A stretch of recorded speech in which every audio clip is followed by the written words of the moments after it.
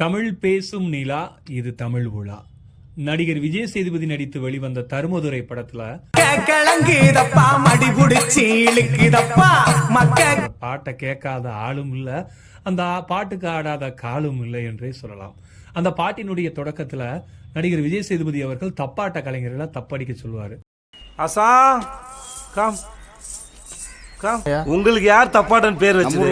நீங்க தான் சரியான ஆட்டம். நீ அடி மிஸ்டர் நாட்டுபுற singer, come you start the music. ராசா யாரு, அவர் என்ன பண்ணாரு, அவரை பத்தி தான் இந்த காணொலியில் நம்ம பார்க்க போறோம்.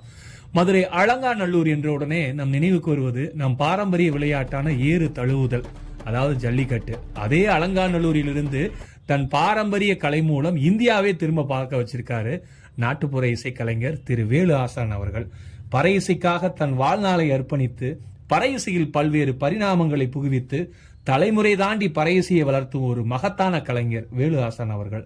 சமர் கலைக்குழுவினை ஏற்படுத்தி இந்தியா மட்டுமல்ல உலகெங்கும் பறை இசையை பரப்பிக் கொண்டிருக்கிறார். திரைப்படங்களிலும் பறை இசையை பறைசாற்றிக் கொண்டிருக்கிறார்.